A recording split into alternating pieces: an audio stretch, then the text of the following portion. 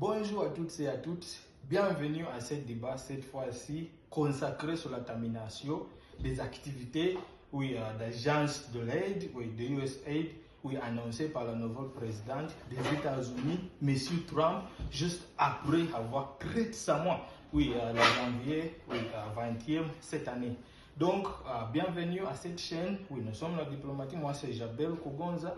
N'oubliez pas de vous abonner, liker la vidéo et partager. D'abord, il faut plonger dedans. Aujourd'hui, on va discuter la répartition de la termination de l'aide en provenance des États-Unis.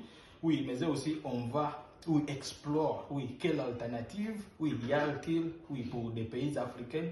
Mais aussi, on va aussi poser en question de s'il y a la possibilité des pays en montant, particulièrement la Chine, pour capitaliser après cette ville qui a été lésée par les États-Unis. D'abord, il faut revisiter l'histoire de cette agence de l'USAID pour mieux comprendre exactement ce qu'on parlait aujourd'hui.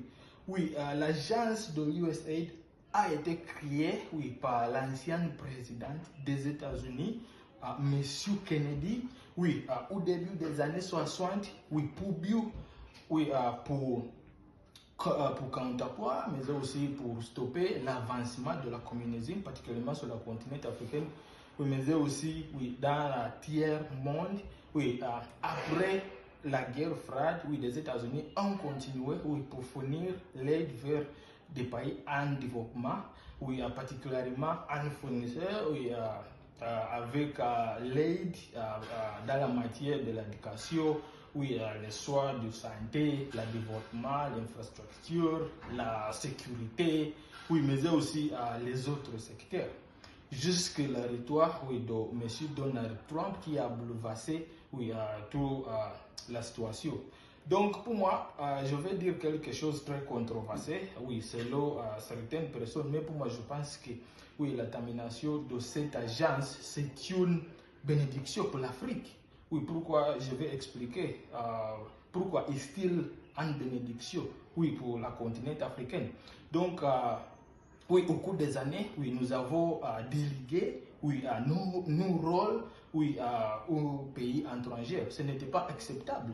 Juste imaginer un pays qui déléguait de soins, de santé, de l'eau libre, un pays étranger, ce n'était pas acceptable. Donc il faut prendre charge, il faut soit de santé de votre personne. Mais ici en Afrique, ce n'était pas le cas. Mais juste imaginez aussi combien d'argent nous avons perdu à la corruption. Juste l'année passée, nous avons perdu cinquantaine milliards de dollars à la corruption. Ce n'était pas acceptable ici. Juste voir le fonctionnement de vos institutions.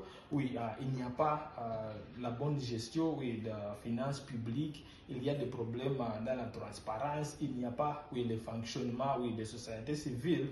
Mais aussi il n'y a pas une manière efficace pour faire guérir les finances publiques.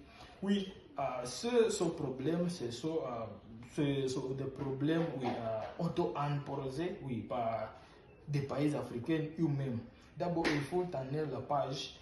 Et la première chose à faire, c'est qu'il faut changer la mentalité. L'un des plus grands problèmes facés par beaucoup de pays ici en Afrique, c'est le problème de la mentalité. Donc, il faut d'abord changer la mentalité. Il faut lutter contre la corruption. Il faut mettre en place des institutions qui fonctionnent pour des populations. Il faut lutter contre l'égoïsme, le manque de transparence. Mais aussi il faut stopper cette mentalité de la dépendance. Parce que la raison pourquoi nous avons resté dans la pauvreté extrême, mais aussi la fragilisation. Donc, pour moi, je dirais que c'est un signal d'alarme pour des pays africains. Donc, mise en place des institutions qui fonctionnaient dans la bonne manière, mais aussi trouver les solutions africaines aux problèmes africains.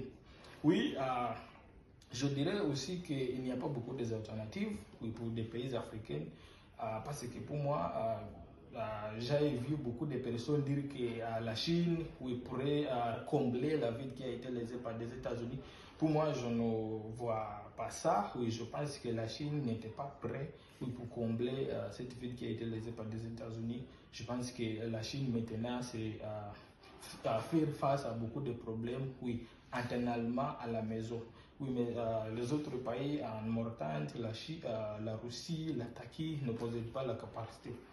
Donc, ça veut dire que tous les problèmes ici en Afrique, oui, doivent être réglés par des Africains eux-mêmes. C'est la seule solution. Oui, merci beaucoup d'avoir me regardé. Je ne sais pas ce que vous pensez de ce sujet, mais vous pouvez nous envoyer vos commentaires dans la section réponse. Oui, merci beaucoup d'avoir regardé la vidéo. N'oubliez pas de s'abonner, liker et partager la vidéo jusqu'à la semaine prochaine. Merci beaucoup.